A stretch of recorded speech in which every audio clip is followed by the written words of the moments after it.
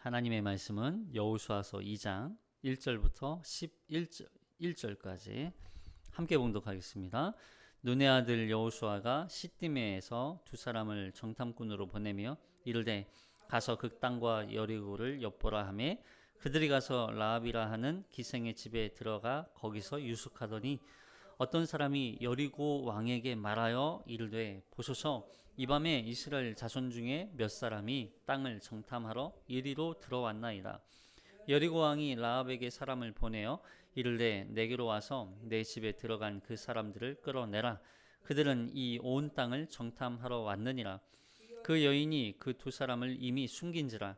이르되 과연 그 사람들이 내게 왔었으나 그들이 어디에서 왔는지 나는 알지 못하였고 그 사람들이 어두워 성문을 닫을 때쯤 되어 나갔으니 어디로 갔는지 내가 알지 못하나 급히 따라가라. 그리하면 그들을 따라 잡으리라 하였으나 그가 이미 그들을 이끌고 지붕에 올라가서 그 지붕에 버려놓은 3대에 숨겼더라.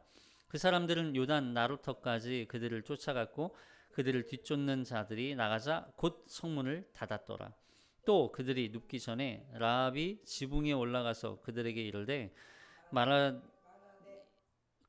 이르러 말하되 여호와께서 이 땅을 너희에게 주신 줄을 내가 아노라. 우리가 너희를 심히 두려워하고 이 땅 주민들이 다 너희 앞에서 간담이 녹나니 이는 너희가 애굽에서 나올 때에 여호와께서 너희 앞에 홍해 물을 마르게 하신 일과 너희가 요단 저쪽에 있는 아모리 사람의 두 왕 시온과 옥에게 행한 일 곧 그들을 전멸시킨 일을 우리가 들었음이니라. 우리가 듣자 곧 마음이 녹았고 너희로 말미암아 사람이 정신을 잃었나니 너희의 하나님 여호와는 위로는 하늘에서도 아래로는 땅에서도 하나님이시니라. 아멘. 이 말씀에 은혜 있으시기 바랍니다. 우리는 지난 시간에 이 여호수아서 가나안 정복 전쟁을 어떻게 바라봐야 하는지 우리가 함께 살펴봤죠. 오늘은 이 가나안 정복 전쟁의 첫 번째 관문인 이 여리고성 전쟁을 앞서 다루어지는 이야기를 함께 살펴봅니다.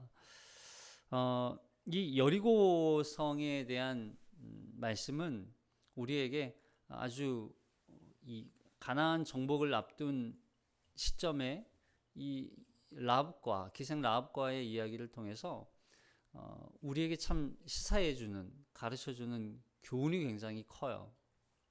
뿐만 아니라 이스라엘 백성들이 이 가나안 정복을 앞두고 이 여리고성에서의 이 라합과의 이야기를 통해서 이스라엘 백성들이 정말로 깨달아야 하는, 그리고 가나안 정복을 앞두고 무엇을 붙들고 이들이 가나안 정복을 해야 하는지에 대한 아주 중요한 단초를 제공해주고 있어요. 그 이야기가 라합과 관련된 이야기죠. 자, 1절 먼저 볼게요. 1절 시작. 눈의 아들 여호수아가 시딤에서 두 사람을 정탐꾼으로 보내며 이르되 가서 그 땅과 여리고를 엿보라 하며 그들이 가서 라합이라 하는 기생의 집에 들어가서 유숙하였더니 이제 여리고 정복에 앞서서 정탐꾼을 보내요.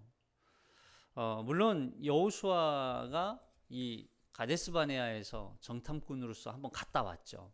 그래서 가나안 정복을 그때 그 당시 가나안 정복을 위해서 보내졌던 이 정탐과 오늘 이 여리고성에 보내진 정탐의 의미는 조금 다른 의미를 가지고 있어요.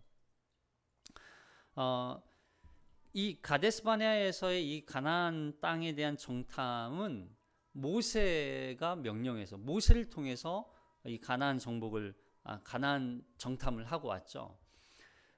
모세의 정탐꾼은 지파별로 선발되었던 몇 명이었습니까? 12명이었어요. 12명 중에 이 여호수아와 갈렙이 있었죠. 그러니까 이 두 사람은 각 지파의 대표급이었기 때문에 대표로 선출되어서 정탐을 갔다 올 수 있을 만큼의 지도력과 또 어떤 실력과 또 어떤 지혜가 있었던 사람들이었던 거예요. 그리고 이 여호수아의 정탐은 몇 명이 보내지죠? 2명, 단 2명이에요. 그러니까 모세가 정탐을 보냈던 이유는 사실상 이스라엘 백성들에게 이 가나안 땅이 얼마나 좋은 땅이고, 이 가나안 땅은 하나님께서 약속으로 주신 아주 들어가야만 하는 굉장히 그 당면성을 이스라엘 백성들에게 가르쳐 주기 위한 이 정탐이었어요. 여기 민수기 13장 17절에 보면, 민수기 13장 17절 시작.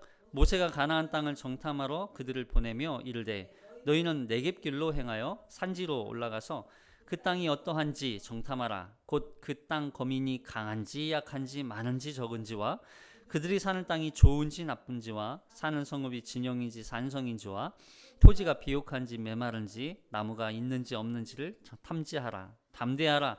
또 그 땅을 실과를 가져오라 하니 그때는 포도가 처음 익을 쯤이었다. 그러니까 그 땅, 가나안 땅이 좋은 땅인지 나쁜 땅인지, 사람들이 사는 데에는 진영인지 산지인지 아니면 토지가 비옥한지 메마른지 이런 걸 탐지하러 보내기 위한 목적이었어요. 그러니까 가나안 땅을 이 이스라엘 백성들이 각 지파의 지도자들이 보고 왔기 때문에, 우와, 이 가나안 땅 너무 좋은 땅입니다라고 하는 걸 이스라엘 백성들에게 알려주기 위해서, 그리고 그 땅은 하나님이 너희에게 약속으로 주신 아주 좋은 땅이라는 걸 그들이 알고 그 가나안 땅을 적극적으로 정복해가는 그런 목적으로 모세는 정탐꾼을 보냈어요. 그것도 그래서 12명이라고 하는 많은 인원을 공개적으로 보내죠. 공개적으로. 근데 여호수아가 보내는 이 정탐의 목적은 뭐예요? 바로 이제 전쟁을 앞둔 정탐이란 말이죠. 전쟁을 앞두고. 그러니까 전쟁을 하기 위해서 보내진 정탐꾼이기 때문에 이 여리고 성에 살고 있는 사람들도 언제 전쟁이 치러질지 이거 만반의 준비를 하고 있는 상황이죠. 그래서 긴장과 대립의 관계 사이에서 보내진 정탐꾼이 바로 이 여호수아가 보낸 정탐꾼이에요. 그래서 여호수아는 그래서 공개적으로 하지 않고 어떻게 합니까? 비공개로 몇 명만? 2명만, 최적의 정탐꾼 2명만 보내는 거예요. 그래서 아주 위험을 감수하고 이 두 사람은 정탐을 다녀오게 되는 것이죠. 더군다나 비밀 작전이었지만 뒤에 보면 이 정탐꾼이 발각이 됩니까 안 됩니까? 발각이 되잖아요. 그러니까 그만큼 이 여리고성의 이 군인들뿐만 아니라 여리고 사람들이 이스라엘 백성들이 자신들을 공격해서 쳐들어올 거라는 걸 너무나 잘 알고 있었던 거예요. 그 와중에 누구를 만나요? 기생 라합을 만나는 거죠. 왜 하필 기생 라합을 만났을까요? 그냥 우연히 가다 보니까 그냥 기생이네, 가보니까 라합이었네, 뭐 이런 거예요? 그렇지 않죠. 왜냐하면 기생 라합이 이 그 성 외곽에서 살던 사람이거든요. 여인이거든요. 근데 기생이기 때문에 술집과 그리고 숙박시설을 갖춘 그런 그 기생, 또 몸을 팔기도 하고 숙박 생활을 하는 그런 곳을 운영했던 포주와 같은 그런 사람이었던 거죠. 기생 라합이. 그러다 보니까 이 라합은 수많은 사람들을 대할 수 있었겠죠. 만날 수 있었겠죠. 새로운 사람을 만나더라도, 그리고 새롭지 않은 그냥 원래 있던 사람을 만나더라도 뭐 어색하지 않은 거예요. 근데 그 당시 아주 긴박한 전쟁을 앞둔 상황이었기 때문에 라합은 두 사람이 처음 본 사람이 들어왔음에도 불구하고 그 사람들이 누구인지 눈치를 챘을까요? 못 챘을까요? 챘죠. 이미 챘어요. 그래서 이미 숨겨놨다 그러는 거죠. 그래서 이 정탐꾼 두 사람이 라합을 만나 그 라합을 통해서 이 가나안의 상황을 파악하고 이야기를 듣고, 그리고 이 가나안 땅에 대한 소식도 듣고, 그리고 라합이 이 정탐꾼을 통해서 어떤 자신의 이 상황, 자신이 살아왔던 이 여리고에서의 삶을 청산할 수 있는 그런 기회로 지금 삼고 있는 거예요. 자, 계속 2절을 살펴보면 2절 시작. 어떤 사람이 여리고 왕에게 말하여 이르되 보소서, 이 밤에 이스라엘 자손 중에 몇 사람이 이 땅을 정탐하러 이리로 들어왔나이다. 여리고 왕이 라합에게 사람을 보내어 이르되 내게로 와서 내 집에 들어간 그 사람들을 끌어내라. 그들은 이 온 땅을 정탐하러 왔느니라. 뭐 어떻게 알았겠어요? 주막에서, 주막과 같은 그런 곳이니까, 그런 주막에서 사람들이 많이 있지만 처음 본 사람들이기 때문에 당시 이 여리고성에 살고 있던 사람들 인구가 학자들의 의견에 따라 조금 다르지만 적게는 1000명, 많게는 1500에서 2000명 정도가 이 여리고성에 살았을 거라는 거야. 그러면 이 성 안에 뭐 1000명 정도니까, 많아야 2000명이니까 뭐 조금만 이렇게 관심 가지면 누가 누군지 다 알 수 있었겠죠. 그러니까 처음 본 사람들이 돌아다니면 이상하게 볼 수 있죠. 우리나라도 간첩이 오면 뭐 대번 간첩을 찾아내잖아요. 그런 이제 정탐꾼이 왔으니까 몰골이나 행색 이런 거에 대해서 좀 이렇게 막 열심히 꾸미고 변장을 했어도 알아봤을 거예요. 그 어떤 사람이 그걸 알고 누구에게? 여리고 왕에게 가서 말하는 거죠. 보고하는 거예요. 이 밤에 이스라엘 자손 중에 몇 사람이 이 땅을 정탐하러 이리로 들어왔나이다. 보고해요. 그러니까 왕이 올 게 왔구나. 왔구나. 그래서 거기가 어디냐? 빨리 가자. 그래서 가보니까 어디예요? 라합의 기생 라합이 사는 곳이에요. 그래서 라합에게 사람을 보내어서 내 집에 들어간 그 사람들 빨리 끌어내라. 그 사람들은 지금 온 땅을 정탐하러 온 사람들이다. 빨리 끌어내라. 그러는 거죠. 여기 이 끌어내다라고 하는 이 단어가 마치 이런 거예요. 마치 숨겨진 존재를 끌어내다, 밖으로 내다. 마치 이스라엘 백성들을 하나님께서 애굽에서 종살이하던 이스라엘 백성들을 그런 아주 비참한 그런 숨겨진 그 현장에서 이스라엘 백성들을 건져내서 끌어내서 하나님의 약속의 땅인 가나안 땅으로 이끌어 가시듯이 지금 이 정탐꾼들을 여리고 왕이 끌어내려고 하고 있는 거죠. 근데 오히려 어떻게 됩니까? 이 상황이, 이 끌어내다라고 하는 이 단어가 여기서는 정탐꾼들을 끌어내려고 했지만 하나님은 지금 누구를 지금 끌어내고 계세요? 여리고 타락한 죄악된 백성들을 이 하나님의 나라, 하나님의 땅으로부터 끌어내려고 하는 거예요. 전혀 하나님 이 끌어내다라고 하는 결론이 달라지는 거죠. 하나님은 이스라엘 백성들을 그 지옥과 같은 죽음의 현장과도 같은 그 애굽 땅에서 건져내서 하나님의 약속의 땅인 가나안 땅으로, 생명의 땅으로 이들을 이끌어 가셨지만 이 가나안 땅에 살고 있는 죄악되고 타락한 이스라엘 이 가나안 족속들을 하나님은 끌어내서 하나님의 심판으로 역사하시는 하나님을 보게 되는 거예요. 자, 그런데 4절에 보시면 라합이 정탐꾼을 이미 숨겼다 그러죠. 이미 숨기고, 그리고 여리고 병사들에게는 거짓말로 이 병사들을 어떻게 해요? 따돌리죠. 자, 4절 볼게요. 4절. 여호수아서 2장 4절 시작. 그 여인이 그 두 사람을 이미 숨긴지라 이르되 과연 그 사람들이 내게 왔었으나 그들이 어디에서 왔는지 나는 알지 못하였고 그 사람들이 어두워 성문을 닫을 때쯤 되어 나갔으니 어디로 갔는지 내가 알지 못하나 급히 따라가라 그리하면 그들을 따라 잡으리라 하였으나 그가 이미 그들을 끌고 지붕에 올라가서 그 지붕에 버려놓은 3대에 숨겼더라. 그 사람들은 요단 나루터까지 그들을 쫓아갔고 그들을 뒤쫓는 자들이 나가자 곧 성문을 닫았더라.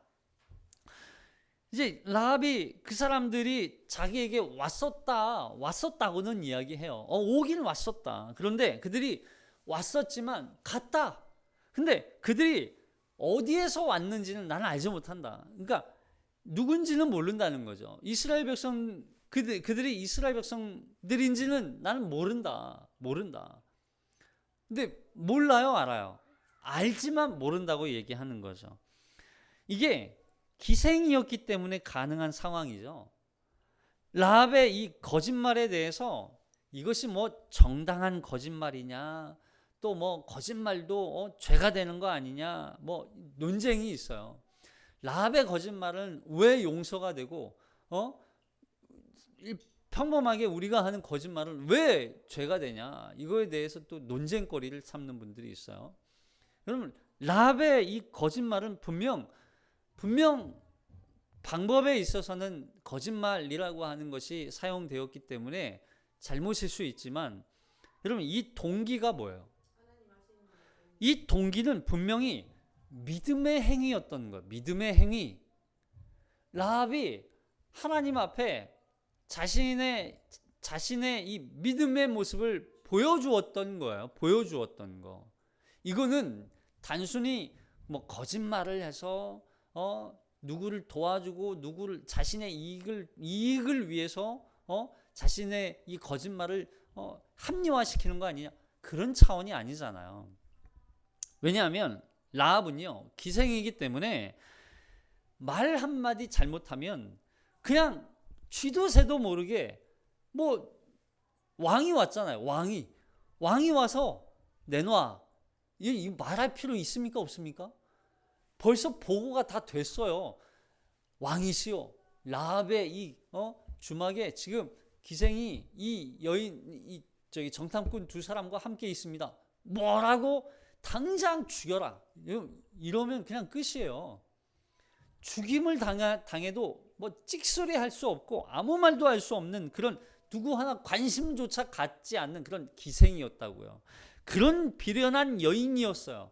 근데 여호수아서에서 보면, 6장에 보면, 더군다나 이 여인에게 가족도 있어요. 부모도 있어요. 친족들도 있어요. 여러분, 이런 기생, 뭐 가족이 다 멸망당할 수도 있는 그런 상황이란 말이에요. 그런 상황에 기생인 라합의 이 모습은 분명히 믿음의 행위였어요. 믿음의 행위. 믿음의 순종이었다고요. 순종. 하나님이 왜 라합을 이런 거짓말 속에서도, 이런 죄악되고 범죄하고 타락한 이 여리고 성 안에서도 건져내신 이유가 뭐예요? 그 믿음의 순종 때문이었다고요. 믿음의 순종. 다말이 마찬가지죠. 다말이 그 대를 잇기 위해서 시아버지와 동침하는 사건, 여러분, 이거는요, 돌로 쳐 죽여도 뭐 할 말 없는 그런 사건 아니에요? 근데 다말이 왜 그렇게까지 합니까? 그걸 통해서 믿음의 순종을 보여준 거예요. 믿음의 순종. 그 순종을 하나님이 의로 여기셨다는 거예요. 이 라합의 행위를 통해서 우리는 뭘 알 수 있는 거예요? 여러분, 믿음의 순종이 하나님의 구원의 역사를 나타내는 거예요. 하나님은 이 라합을 그렇게 순종의 길로 지금 이끌어서 하나님의 구원받는 백성, 하나님의 자녀, 하나님의 백성으로 지금 이미 삼고 계시는 이 이야기를 보셔야 되는 거예요. 과연 라합이 이렇게까지 정탐꾼들을 대하는 이유는 뭐예요? 자신의 목숨을 걸어서라도 얻고자 하는 그 무엇이 있기 때문 아니에요? 이게 있는 거예요. 그 무엇? 그게 뭐예요? 바로 하나님의 백성이 되는 거예요. 하나님의 백성. 자, 라합이 이런 행동을 할 수 있었던 이유가 바로 8절부터 나와요. 8절. 자, 8절부터 시작. 또 그들이 눕기 전에 라합이 지붕에 올라가서 그들에게 이르러 말하되 여호와께서 이 땅을 너희에게 주신 줄을 내가 아노라. 우리가 너희를 심히 두려워하고 이 땅 주민들이 다 너희 앞에서 간담이 녹나니 이는 너희가 애굽에서 나올 때 여호와께서 너희 앞에 홍해물을 마르게 하신 일과 너희가 요단 저쪽에 있는 아모리 사람의 두 왕 시온과 옥에게 행한 일 곧 그들을 진멸시킨 일을 우리가 들었음이니라. 우리가 듣자 곧 마음이 녹았고 너희로 말미암아 사람이 정신을 잃었나니 너희 하나님 여호와는 위로는 하늘에서도 아래는 땅에서도 하나님이시니라. 이런 고백을 지금 여리고 성에 살고 있는 라합이라는 기생의 입에서 나오는 말이에요. 이건 어떻게 이런 고백을 합니까? 여러분, 이스라엘 백성들 중에 지금 이런 고백을 한 사람이 있었어요, 없었어요? 이런 고백을 한 사람이 없어요.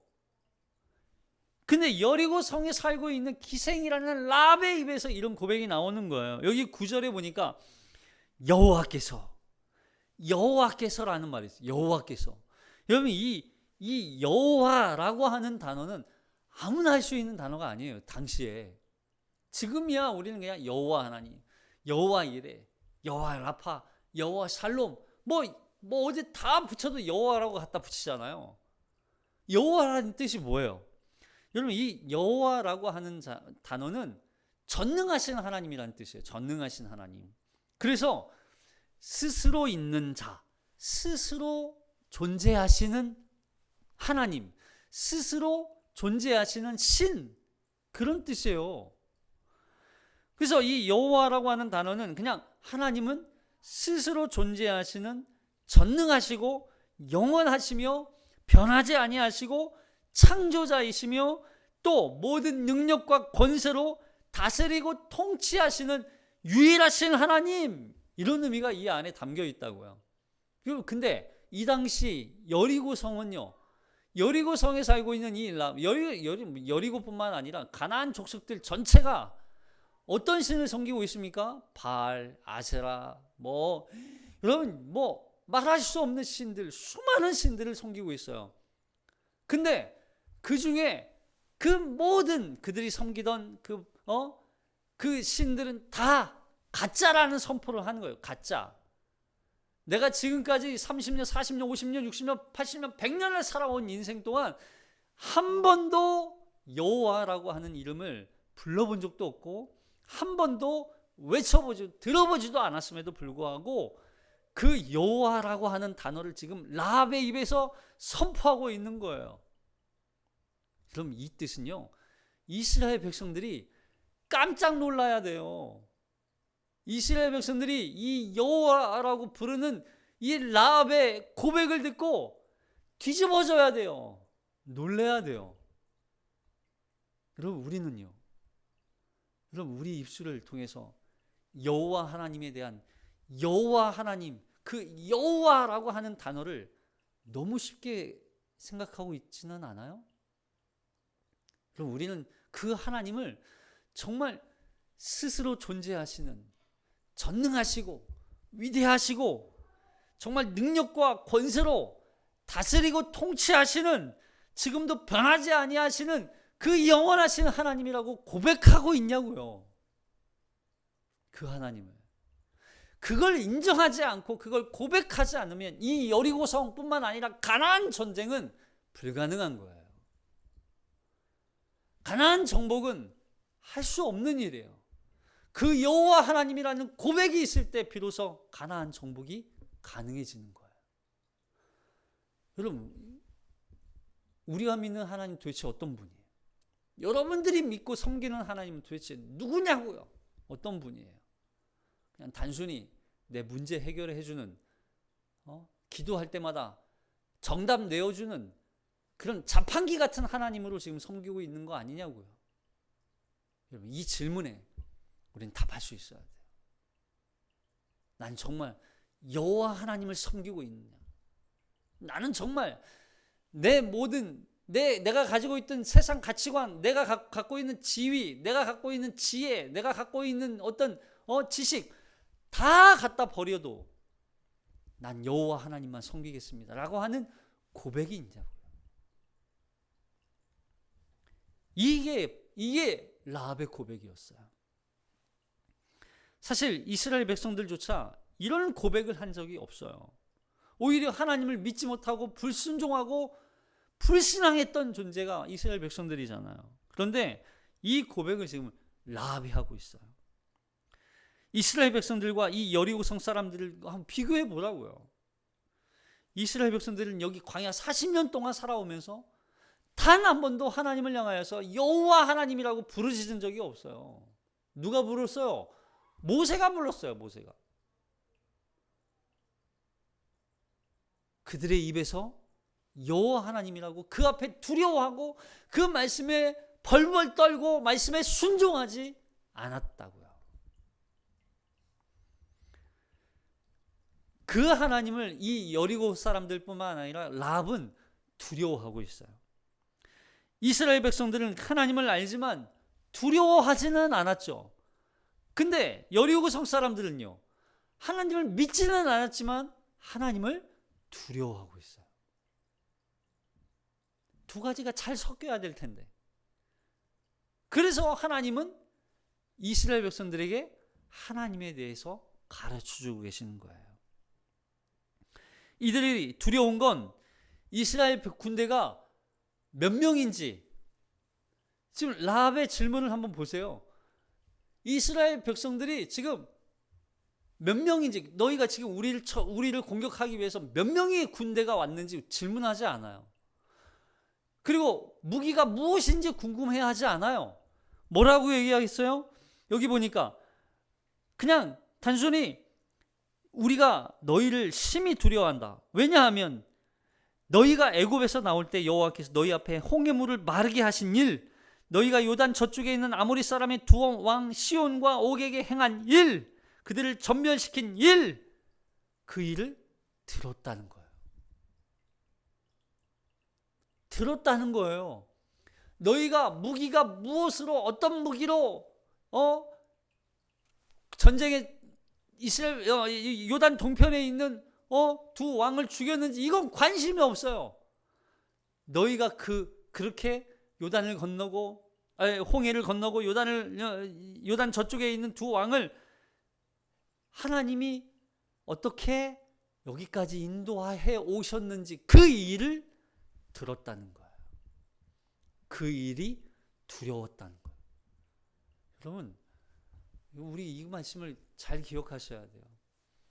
우리가 이 땅에서 하나님의 자녀로, 하나님의 백성으로 살아갈 때 우리 손에 들려있는 무기를 사람들은 궁금해하지 않는다고요. 세상을 두렵게 할 수 있는 건 내가 가진 지식이나 내가 가진 지위나 명예나 내가 얻은 어떤 능력이 아니라 내 안에서 역사하시는 하나님을 두려워한다고요. 여러분, 이거 기억하셔야 돼요. 우리는 자꾸 내가 뭔가 가져야 된다고 생각해.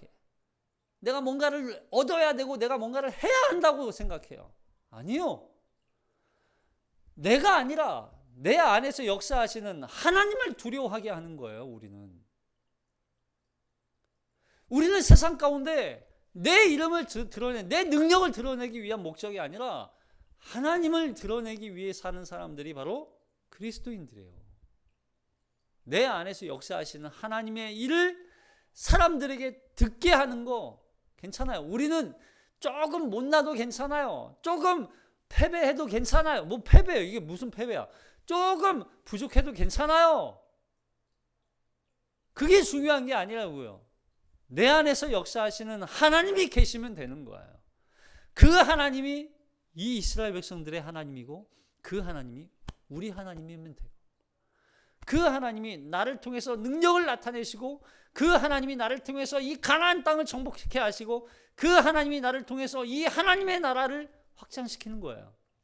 그 일에 내가 쓰임 받는 거예요. 그게 목적이라고요. 그 일에 간담이 농란이 그래. 간담이 농란이. 여기 간담이 녹았다는 건 물같이 흘러내렸다. 근데 11절에서도 이 말이 있죠. 우리가 듣자 곧 마음이 녹았고 그러죠. 마음이 녹았고. 이 마음이 녹았다는 건 큰 공포나 두려움으로 인해서 완전히 절망했다는 거예요. 절망했다. 그 여리고성 사람들이 절망했다는 거예요. 이 여리고성 사람들도 만만치 않은 사람들이거든요. 그들이 갖고 있는 무기도 좋았을 것이고, 여러분 이 사람들이 싸우면 여러분 이스라엘 백성들이 이 여리고성을 어떻게 정복합니까? 견고한 그 성을 아무리 좋은 무기가 있고 군인이 많다 한들 견고한 그 성을 무너뜨리지 못하면 패배해요.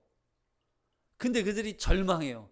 이미 전쟁에서 승리했어요. 이스라엘 백성들은. 그들이 이미 하나님에 대한 소식을 듣고 하나님에 대한 두려움으로 말미암아 절망했다고요.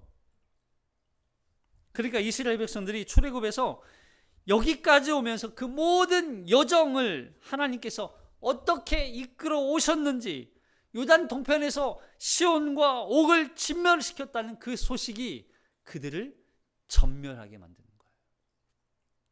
그들이 두렵고 떨게 만드는 거예요. 하나님의 능력, 하나님의 위대하심, 이들이 두려워했던 건 바로 이거예요. 이스라엘 백성들이 뭘 가진 게 아니었다고요. 이스라엘 백성들이 능력이 무기가 아니었다고요. 하나님의 능력이요. 하나님의 능력. 그 능력과 위대함에 두려워 떨고 있었던 거예요. 여러분 이 요단 동편에 살고 있었던 사람 족속들이나 지금 이 자신들이나 가나안 땅에 살고 있는 자신들이나 지금 얼마나 두렵겠습니까? 왜냐하면 똑같은 지금 심판, 하나님의 심판 아래 놓여 있는 거예요. 죄악이 가득한 민족이라는 걸 그들 스스로 알고 있는 거예요. 하나님이 지금 이 요단 동편에 살고 있었던 이 시온과 옥을 쳐서 진멸시켰던 것처럼 그들도 그 자신들을 하나님이 진노하고 심판하실 것을 알고 있는 거예요. 여러분 이 가나안 족속들이 어떤 범죄를 저질렀죠? 아주 극명하게 드러내주고 있죠. 자녀를 인신제물로 바치거나 동성애하거나 근친상간하고 이걸 아주 그냥 아주 음란하고 더러운 동네가 바로 이 여리고였어요. 그 땅에 대한 심판을 하나님이 선포하고 계시는 것이죠. 여기서 라합이 그 하나님에 대해서 들었다. 듣고 나니까 간담이 녹고 마음이 녹았다. 그러면 듣는 걸로 그치지 않았어요. 라합은 그 하나님에 대한 소식을 듣는 걸로 그치지 않았어요. 그걸 듣고 그 두려운 하나님의 심판 앞에 자신도 그 심판을 받아 마땅한 존재임에도 불구하고 하나님의 은혜를 구하는 거예요. 믿음은요, 믿음이 있다는 건 뭐예요? 그럼 믿음이 있다는 건 하나님이 나와 함께 하셔. 난 다 할 수 있어. 난 모든 걸 할 수 있어. 당당하고 떳떳해지는 거예요? 아니요. 믿음이 있다라고 하는 건 하나님의 그 진노와 심판에 대한 두려움과 그 두려움으로부터 내가 하나님의 은혜를 받으면 나를 살고 싶다는 하나님의 은혜를 구하는 게 믿음이에요. 할렐루야. 믿음이 있어요. 종교생활, 신앙생활 열심히 헌금 많이 하고 기도 많이 하고 성경 많이 읽고 이게 믿음이 아니라고요. 하나님의 은혜를 구하는 게 믿음이에요. 그래서 이 라합은요, 하나님에 대한 소식을 듣고 그때부터 은혜를 구하기 시작. 하나님의 은혜를 구하기 시작하는 거예요. 하나님, 우리를 도와주세요. 우리를 살려주세요. 나는 살고 싶어요. 하나님 진노와 심판 아래 하나님 나를 살려주세요. 여러분 크리스찬이 이런 고백이었잖아요. 그래서 멸망의 도성을 빠져나와 계속 도망치잖아요. 정말 진리의 빛, 생명의 빛, 좁은 길 그걸 따라가잖아요. 당시 여리고성에 살고 있던 인구가 2,000명, 많게는 2,000명이라고 그랬죠.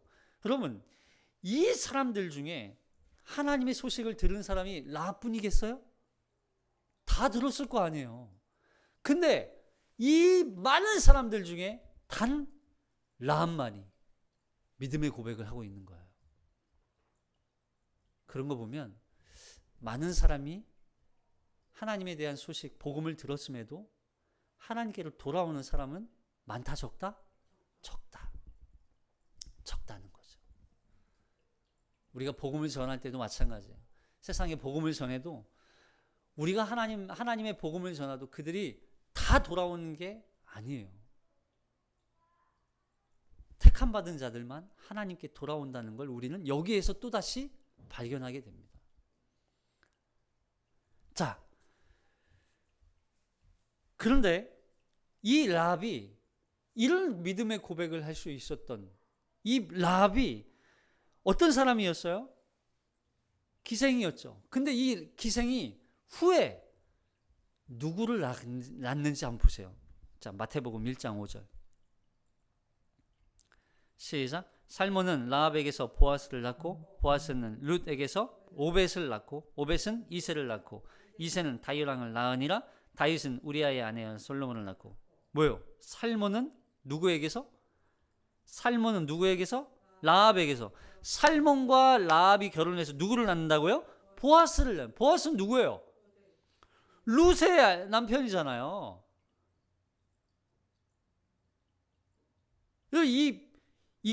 이 계보거든요. 마태복음 1장에 나오는 이 계보, 우리 잘 안 읽잖아요. 근데 이 계보 안에 누가 들어가요? 지금 라합이 들어가요. 이 계보는요, 단순히 누가 누구를 낳았다 이거 얘기해 주는 게 아니라 이 계보는요, 무슨 계보예요? 믿음의 계보예요. 믿음의 계보.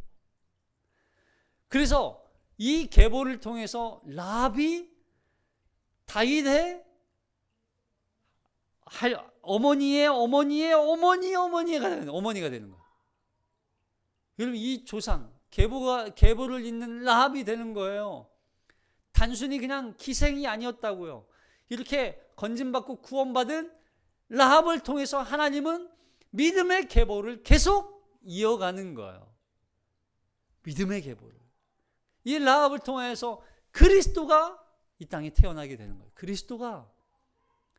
이게 믿음의 순종의 모습으로 나타나는 결과란 말이에요. 자, 히브리서 11장 31절. 시작. 믿음으로 기생 라합은 정탐꾼을 평안히 영접하였으므로 순종하지 아니한 자와 함께 멸망하지 아니하였도다. 뭐세요? 기생 라합은 뭘로? 믿음으로. 기생 라합은, 그러니까 기생 라합이 정탐꾼을 숨겨준 건 뭐가 있었다? 믿음이 있었다. 할렐루야. 믿음이 있었다는. 믿음이. 기생 라합은 그냥 우연히 온 사람들 도와준 거 아니에요. 믿음이 있었어요. 믿음이. 그 믿음으로 말미암아 정탐꾼을 영접했더니 순종하지 아니한 자와 함께 멸망하지 아니하였다. 이 순종하지 않은 사람들은 누구예요? 여리고성에 살고 있던 사람들. 여리고성에 살고 있던 그 수많은 2천여 명의 사람들. 많게. 보통 1,500명. 1,500명의 그 많은 사람들이 여리고성에 다 죽었지만 누구 한 사람? 라합. 그리고 가족들, 친족들. 이들만 구원받는 거예요. 뭐 때문에? 믿음 때문에. 할렐루야. 믿음의 순종이 있었기 때문에. 여러분, 이 라합의 이름이 무슨 뜻이냐면 거만함, 격렬함, 광대함이란 뜻이에요. 그러니까 라합은 기생이었지만 엄청 거만했던 것 같아요. 그리고 굉장히 이렇게 격렬한 어떤 이렇게 막 성격이 강했겠죠. 네. 거만하고 격렬하고 얼마나 이 복음을 받아들이지 않기 위해서 얼마나 격렬한 싸움을 했을까. 한번 그럼 이런 거만한 사람은 복음을 잘 들어요, 안 들어요? 안 들어요. 그 거만함이 하나님의 이 믿음 앞에 엎드려지고 꼬꾸라지기 위해서 얼마나 하나님께서 이 라합에게 역사하셨는지 보이지 않으세요? 이런 라합이에요. 그런 라합이 하나님의 이름 앞에, 하나님의 그 진노와 하나님의 심판 앞에 두려움으로 자신의 무릎을 하나님 앞에 꿇어 엎드린 거. 그럼 이게 믿음이었던 거예요. 할렐루야. 자, 야고보서 2장 25절 시작. 또 이와 같이 기생 라합이 사자들을 접대하여 다른 길로 나가게 할 때 행함으로 의롭다 하심을 받은 것이 아니냐. 영혼 없는 몸이 죽은 것 같이 행함이 없는 믿음은 죽은 것이니라. 여러분, 믿음은 반드시 행동의 결과를 가져온다. 라합이 믿음이 있었기 때문에 이 정탐꾼들을 살려줄 수 있었던 거예요. 그걸 하나님은 의롭다 보셨다는 것이죠. 결국 라합은 기생이었지만 하나님에 대한 소식을 듣고 그 말씀에 순종하여 단순히 마음으로만 결단한 게 아니에요. 그것을 행위로 순종을 나타냈던 거예요. 자신의 목숨을 잃을 수도 있는 그런 상황 속에서도 믿음을 드러내요. 그 결과 심판과 멸망에 이르지 않고 영원한 구원을 얻게 되었다. 라합의 이야기도 결국 하나님의 말씀에 대한 순종의 이야기예요. 순종에 대한 말씀. 결국 가나안 정복에 앞서서 이 가나안 땅은요, 하나님께서 약속으로 주신 땅인데 그 약속의 땅을 얻기 위해서는 반드시 무엇이 필요하다? 순종이 필요하다.